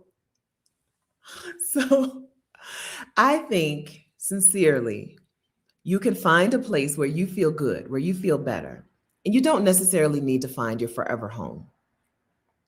I also think that bopping around the world for 9 years was awesome, and more of you would like that than you think. It sounds hectic, but you can slow it down. If Mexico lets you come for 180 days, you can stay in one city, in one home for 180 days if you wanted to, right? If you want to spend 180 days at Puerto Vallarta, you could do that, right? Or you could bop around at a faster pace, or you could see 6 cities in Mexico in 180 days. But I think finding the perfect place is holding people up from leaving and just finding a better place. If you need a buddy, Noble Heart, and you're a Black woman, come to the Exodus Summit community, exodussummit.com/community. Okay. Women in our community buddy up and travel together. If you come to our meetup in Ghana, or any Exodus Summit meetups, there are meetups all over the world, all over the time, including in the United States. There are meetups all over the world. I don't know who's having a meetup this week. Because of the weather, probably nobody. We had a couple of meetups. We had the San Miguel de Allende, Mexico meetup, and there was Atlanta and Chattanooga. Those two are close. There was 2 close by cities that had meetups the same day. Come to a meetup, and if you can't find a meetup, create a meetup in the Exodus Summit community, exodussummit.com/community. It's for Black women. There is a $1 fee to join us because we're not on Facebook anymore, and we're on a platform that costs money. $1 fee, and our expenses, and the platform costs us money, and we have to do more moderation. Facebook used to handle a lot of things that now a person handles, people handle. So cost money, $1. $1, not $1 a month, not $1 a year, $1. It's a minimum of $1. You're welcome to put more in the pot if you'd like. I got $1. Okay, come on. And then what city are you in, Noble Heart? Or where do you live now? You can find a meetup and find some women. Every time I go to a meetup, and it doesn't matter if there are 4 women or 40 women at the meetup, every time I go to a meetup, somebody finds her person or like her new friend. There's always that. I don't care what size the meetup is. You know how they say, is it 15 people? You get 15 people in the room. There's 2 people with the same birthday, right? No matter, statistically speaking, it only takes 15 people to find 2 people who have the same birthday. My birthday is July 5. Anybody else here have a July 5 birthday, right? So when you come to an Exodus Summit meetup, I don't know how close Seymour is to New York City, but New York City be getting together. Let me look at Seymour, Connecticut. Every time I come to, and every time there is an Exodus Summit meetup, somebody finds another person that she is going to really vibe with. And sometimes those women travel together and sometimes they move together. New Haven is not, so you're not far from New Haven, which is not too far from New York City. There's a the New York City Exodus community meets all the time, okay? Online and in person. So join the Exodus Summit community, go into the sidebar and look for New York City. And then inside of New York City, also say, hey, I'm actually in Connecticut. I'm outside of New Haven, Connecticut. Anybody else there? And y'all can form your own little huddle so that you don't always have to be going to New York City. Okay? The Exodus Summit community is Black women like the women in this chat today, because these are some of the women from the Exodus Summit community. And so when you go there, you don't have to worry about people being like, you want to do what? You're fear mongering, right? You're fear mongering. Or you can't go there. They don't like Black people there, right? You can't go to Mexico. They hate Black people in Mexico. You can't go to Colombia. Colombians they hate Black people, right? You don't have to worry about that stuff. There are women in those communities who are like the women in this community, and they will, you'll like it. What I'm saying is you'll like it. If you like this YouTube channel, you'll love the Exodus Summit community because it's more of this and better, more organized. a more organized version of this. Okay, you're welcome. Kim says, this community has been my lifeline. Kim came with us to Vietnam. I don't know how long you'd been around, Kim, before coming to Vietnam. But Kim came to Vietnam and was like, I'm here, okay? Jump in. You can jump into this new community. I know sometimes when you get together with other people, you have to feel it out and see and wait and hold back. When it's only Black women, you don't have to do that. It's a wonderful thing about being an only Black woman community. You don't have to be like, wait, let me make sure these people are on the up and up. Let me make sure let me see what's going on here. We are the best. Thank you, dropping knowledge bombs. I love it. I love it. This is why, so going back to the question of, are you lonely? No. I have 26,000 sisters who will pop in on me if I need them, right? Plus their spouses and their children, right? This is a big old gang. Our gang is pretty big. No. Will there be a Bogotá meetup? I don't have any plans for one, but I'll be in Bogotá I think I'll be here until we leave for Ghana, or until a little bit before, until June, maybe May. I'll be around.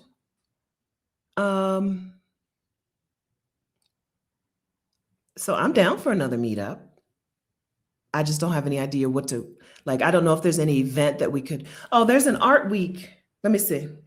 Give me a second. Talk amongst yourselves. Search art. It's called Art Bogotá Art Weekend, April 16th through 19th. When is Easter?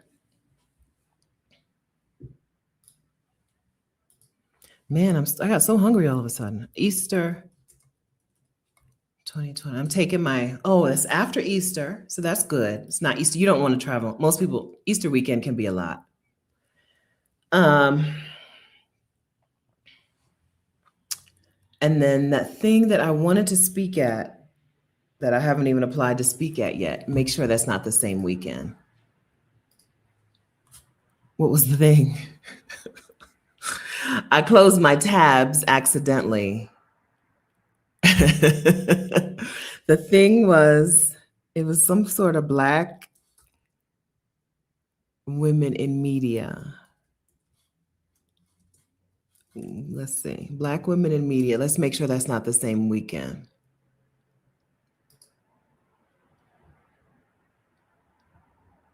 That's not what it's called. Is that what it's called?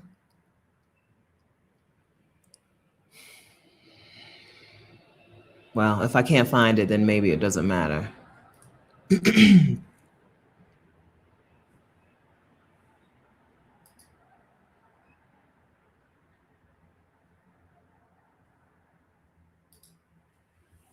Maybe sisters in media. It wouldn't be sisters in media. It would be Black women, right?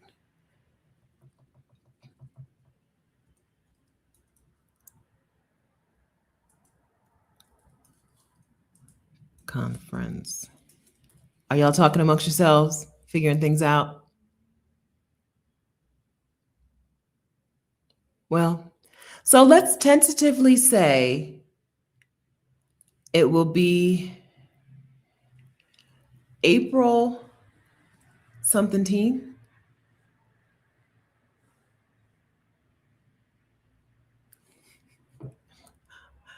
After the middle of April. So the problem is that Kay says you can look at my history, but the problem is I don't know which device I was even on. So that's a good idea, but let me see. Show full history, but that doesn't mean it was this device. I'm on my desktop, but it could have been on my laptop, could have been on my phone.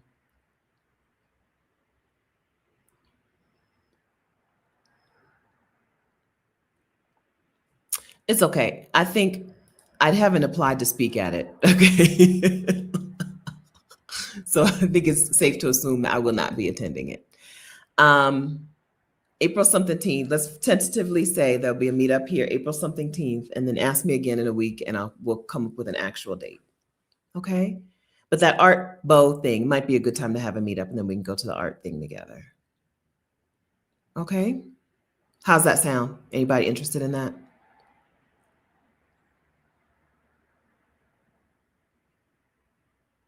Did I do everything in the super chat?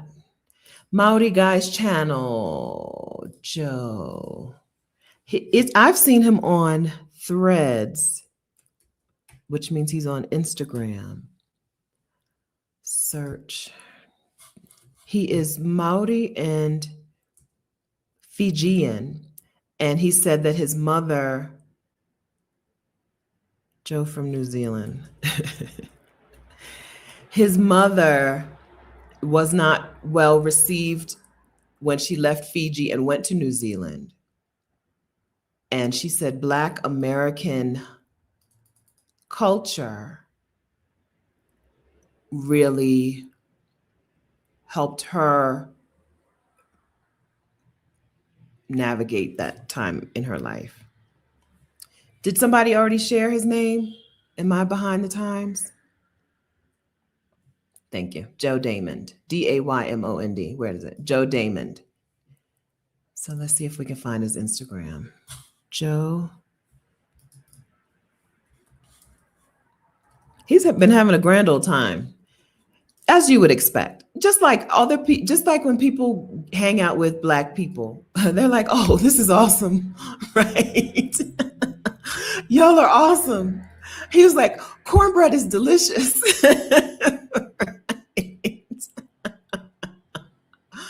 Cornbread is delicious. Everybody's so nice to me. The barber did such a good job. This Black barber is awesome, right? Just like you would expect, which is why, the only thing I ever want to be is a Black woman. I can't imagine. I can't imagine this not being your whole life.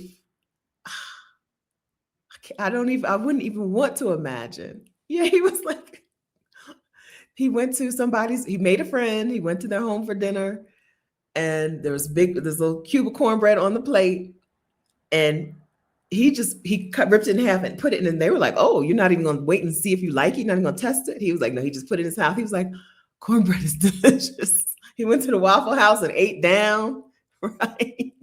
What he saw was the patience, the kindness, and the generosity that we have that other people don't show you, right? In the United States. What he saw was how Black people, as soon as they heard his accent or saw that he didn't know how things work, how people stopped and explained to him something. Here's what you want to order, right? Or here's where you want to go. or this is something you want to see that other people don't do in the United States. They might do it other places. I get treated like that sometimes in other places, right? I had a woman in the Philippines be like, now here are 6 dishes in the Philippines you need to eat. Let's go to this. I was sitting in a mall eating a donut. It was December. I was sitting in the mall eating a donut. A lady came and sat down beside me. Hi, I'm Elsa. I used to be a school teacher in New Jersey. Hi, Elsa. Have you ever had recipes? I said no, because I don't even know what that is. It's a restaurant. It's a Filipino restaurant. We go in the mall, 2 recipes. That lady orders 6 dishes and says, these are 6 dishes from the Philippines that you need to know about. I tried this, I tried that. I didn't like one, right? Okay, have a good day, Stephanie. Take your leftovers, right? People will do that to you. For you around the world. I've had women sit and make sure I get on the right bus because she didn't trust me to get the right bus to the right town, right?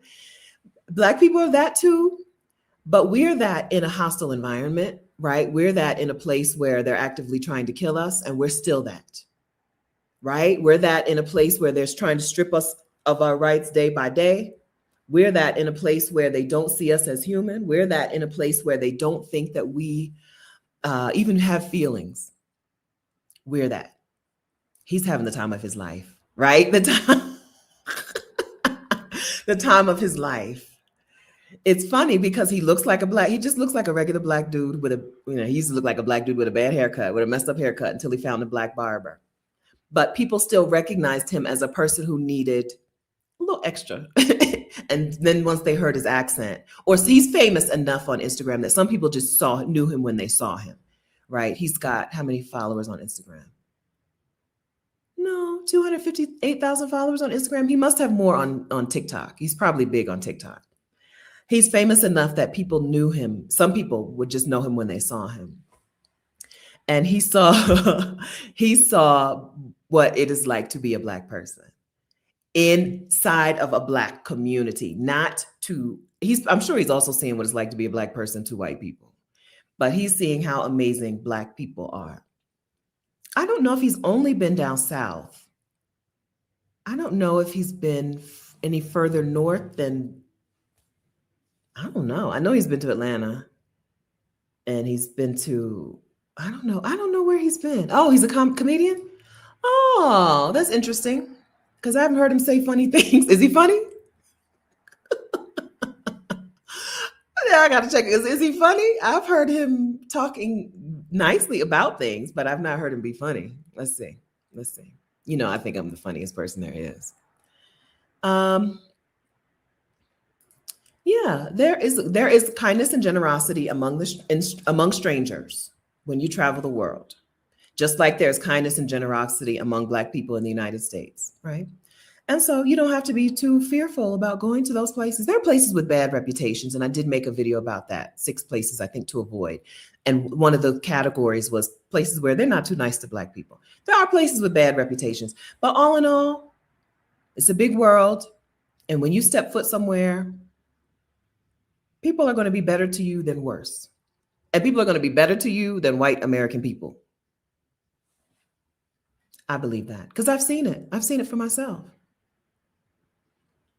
That man is living his life, okay? But I appreciate that he took the time to explain himself. No, I said that in the wrong way. I didn't mean explain himself. I appreciate that he took the time to say, here's why I chose to do this. It's because this is a community of people who touched my mom long distance. This is a culture that helped my mom without knowing her from afar. He talked about how Black American culture, Black music, Black art helped his mom when she was in a difficult situation in New Zealand, being a Fijian person with this skin. Fijians look like us in New Zealand. And even in a Maori community, her husband or his father was Maori, but they don't look like us, right? They're not white, but they're not us. And he gave us props. And then he got to come here and experience it for himself. And that's what I know of Black people to be. That's what I know of Black people, whether we live in the United States or we immigrate somewhere else. When we're in community together, it's good. Okay. Yeah, I wish I commented or I shared. I didn't comment on his video, I don't think, but I shared the post to my story. And I'm like, when we went to Fiji, we were their sister. Okay. Rashida and I, sisters. Okay. It's a resort. We were on a big old resort with a whole lot of visitors, a whole lot of residents, a whole lot of guests. They singled us out. Only the best for my sisters. Okay. They knew when they saw us, we were American. And they knew when they saw us that we were them. And they took good care. They would stop everything. One lady, she ran the coffee shop next to the restaurant. There was a big old restaurant for breakfast. And then there was a little coffee shop next to it where people would come and get coffee. I don't care how many people are in line.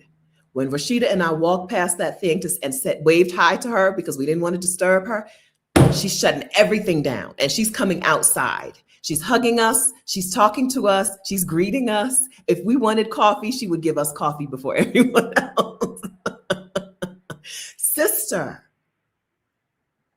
There is a kinship. There is a thread that connects people. It's called the soul. That's soul. They recognized us as their soul sisters. The men, the women, right? I wish we could all go to Fiji. Keena Williams maybe still does trips to Fiji. I know about Fiji because Keena Williams went to Fiji. She's a Black woman who lived in Oxnard, California at the time. I think she's from St. Louis or somewhere. And she went to Fiji and she found her a Fijian grandma. And she was like, this is my place. I will be back again and again. And so she used to do trips to Fiji. I never made a trip of hers, but that's how I knew that I was going to love it. And I went there and she undersold it. She undersold how amazing and how warm Fijian people were. And girl, we just were on the resort. We didn't even go out. We didn't have a car. Fiji is expensive. We didn't even leave. We were just on the resort. Every person in that resort knew us and took good care of us. Stop the presses. Rashida and Stephanie are here. I don't care what else y'all got going on. I don't care how many orders I'm supposed to be taking right now. Rashida and Stephanie have come through. Let the Black women through. So when people say things, I've talked before about how I think there's a real pull for some Black people to want to go to West Africa, to where our ancestors came from, because we think that we don't have a culture here and we want to experience that culture because we discount what we have in the United States. What we've created in the United States is the world's favorite culture, right? We've created the world's favorite foods, the world's favorite music, the world's favorite art, the world's favorite dress, swag, style, communication, language. We've created the world's favorite fill in the blank, right? The world's best athletes. We've created the world's favorite culture. And so when we go to Ghana, we're not going to Ghana as people who are thirsty. We're hungry, not thirsty. I learned that from Arlen Hamilton. We're hungry to learn. We're hungry to experience. We're hungry to feel. We're hungry to walk on the land that our people walked on. But we're not thirsty because we are the world's favorite. And so I move about the world like that. That's how I operate. I belong here. You hear that song on the radio?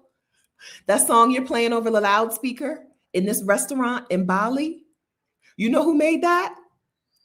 A Black woman from the United States of America. I belong here. Thank you. Right? So that's how I like to move around the world. Everybody, whatever. So we go as people who are wanting an experience, but not as people who are lacking. Yeah, not in lack. We're hungry, but we're not thirsty.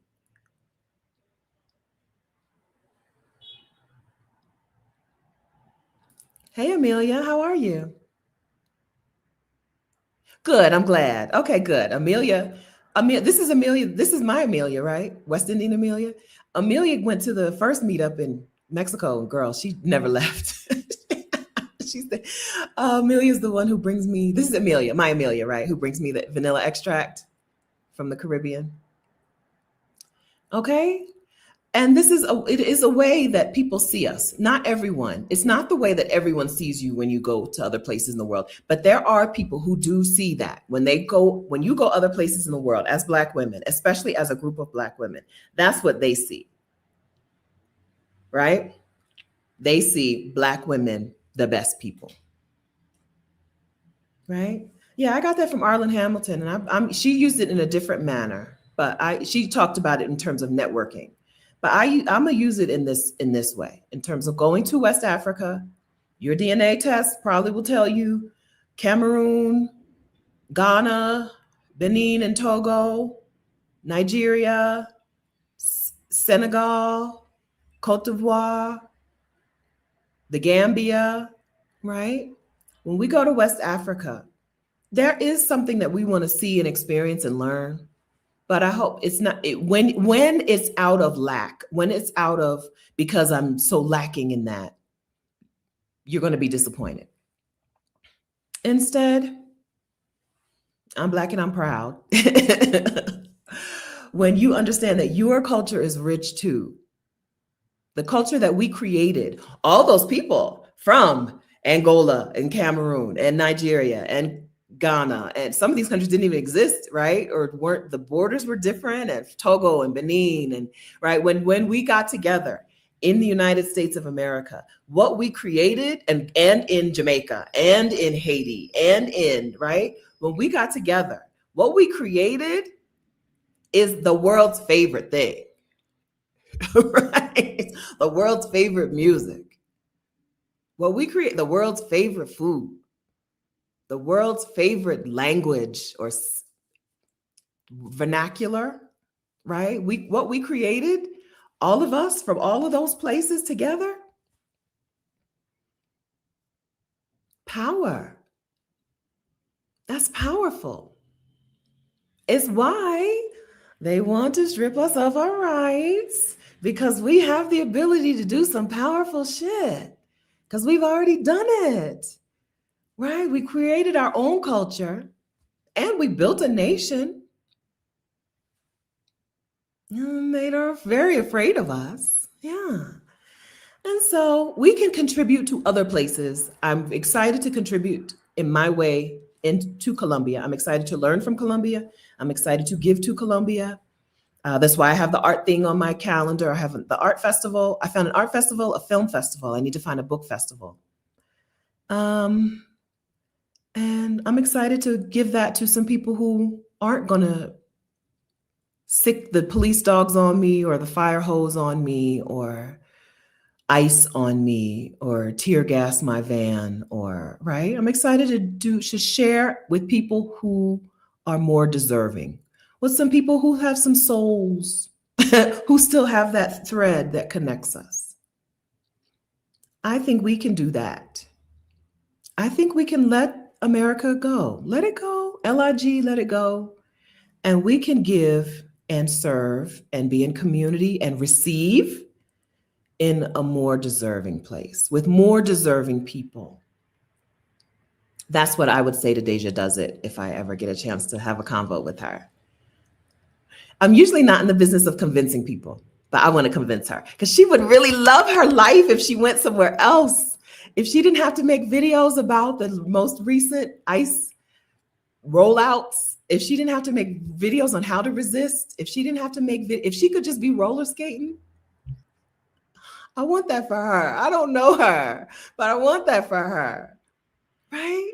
Just wake up and roller skate,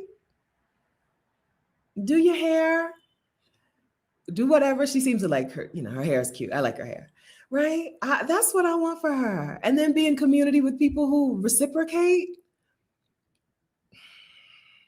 I want that for her and I want that for y'all. I got it. I'm not a lot of you who have been here as long as I've been here would have friends now. Okay, so I'm not saying I'm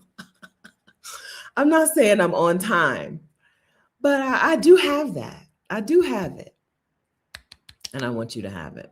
Okay, I think this is a good place to close this out. If there's something that you need me to answer that I have not answered, drop it in the chat now while I'm getting ready to close things out. I've linked to several different things in this video and in the description. The Exodus Summit community for Black women, $1 community. That's where you find our events, our meetups, right? That is exodussummit.com/community. It is $1, but it's just a one-time fee. And you could give more than $1 if you like. Meetups are happening around the country and around the world, especially Ghana in June, which is going to be fantastic. I can't wait. I can't wait. We had a great time in South Africa, and we were even in Cape Town. We were in Cape Town, which is a little whiter, right? I can't wait for us to get to Ghana together. The clothes I'm going to have made. Okay. This is from Ghana. Rita gifted me this. Rita in our community gifted me this. All right. The clothes I'm going to have made. Okay. You want to be there. I think she's Deja Does It. Deja Does It. Deja Does It. On YouTube and Instagram. Maybe not. Maybe I'm spelling Deja wrong.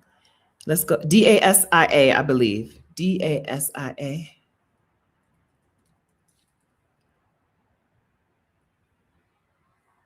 Okay, so this is her Instagram, but I think I see her on YouTube. I should actually have looked her up on YouTube.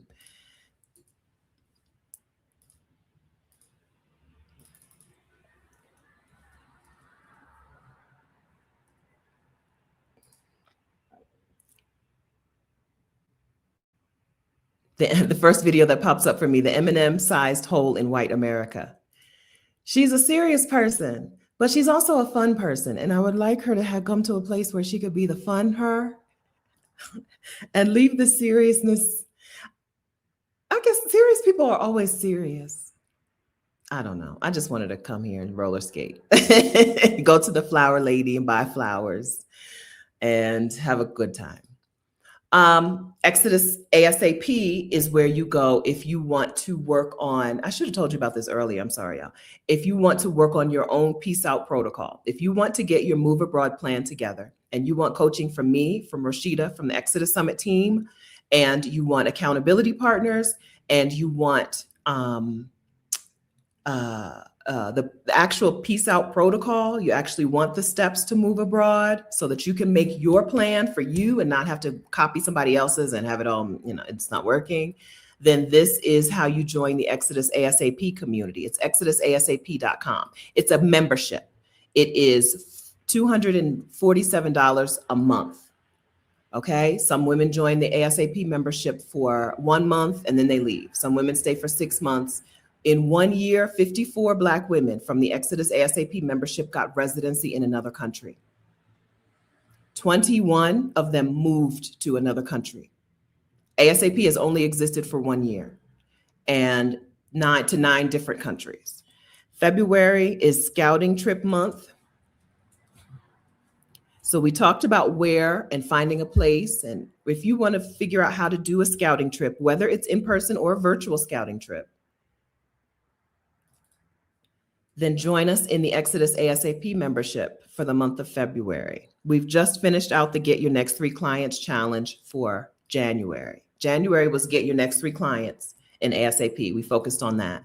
And February is Scouting Trip Month. I just said it, okay? exodusasap.com, okay? This is our coaching community.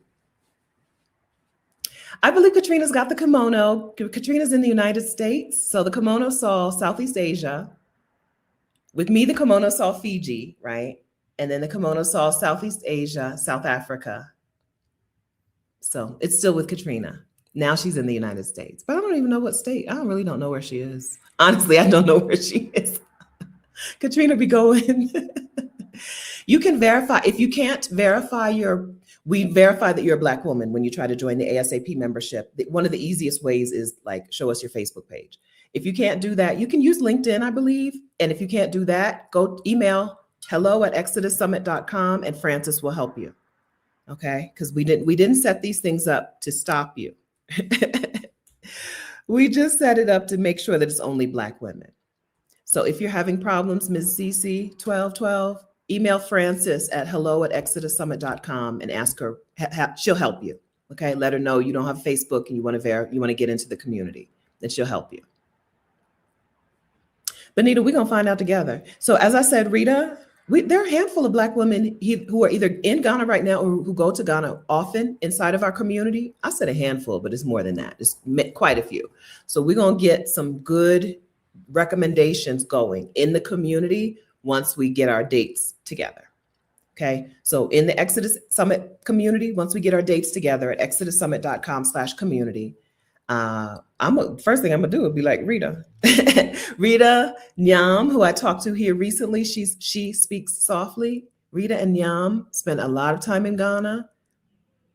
I shouldn't have started that because there's many women in our community who spend a lot of time in Ghana. And so we're just gonna ask them for some recommendations. Okay, we're gonna get a thread going. We're gonna get a train going. Because listen, I think I did a really good job getting my stuff made in Vietnam, and Ghana, I'm gonna do even better. Even better. Okay. Okay. All right. So I didn't see, I said, if I missed a question of yours that you really need me to answer, say it again. And I don't see that. Oh, good. Karen just did her personal scouting trip. Good. 55 now, Amina says, okay, keep the number right. Now, 55 Black women. The Exodus ASAP membership has only been in existence for a year. And 55 Black women have gotten residency abroad. Okay, I don't see any new questions. So thank you very much for being here and for participating in this conversation. Hi, Alicia Renese. Thank you very much for your patience with me and your grace with me, right? Nobody here expects me to show up perfect. Nobody here criticizes me for not being perfect. So please carry that into your own life, okay? Don't give me more grace than you give you. Give yourself that same grace. Grace to mess up, grace to be wrong, grace to try things out, see how it works, right? Give yourself that same grace today and always. Okay, I appreciate what you do for me. I appreciate how this community treats me. I appreciate how you have my back, but you need to have your back. Yeah, you need to have your back. Do it for you. Thank you. Okay. And then I'll see you guys again. I don't know. I think we're going to switch out of Great Migration conversations for the next few weeks. I have some guests coming up over the next few weeks on this channel. So we'll have some guests. We'll get some new fresh blood, fresh insight, fresh thoughts here over the next few weeks. I go live at 10 a.m. Eastern time most Saturdays. And there is you can text the word YouTube to this phone number if you want to get a text alert, if you don't want to have to remember that. Text the word YouTube to 888-403-4465 if you want a reminder. Okay. And then I'll see you guys again here and other places. Okay. I'll see you here and I'll see you other places. Have a wonderful weekend. Stay warm. If you're in the cold, stay inside. I hope you got your snacks. Watch TV, watch movies, lay down, read a book, do less, okay? Hibernate. Nature is telling you to hibernate, okay? Hibernate, enjoy your hibernation. And I'll see you guys again very soon, all right? Happy Saturday. Thank you, friends. Thank you very much. Bye.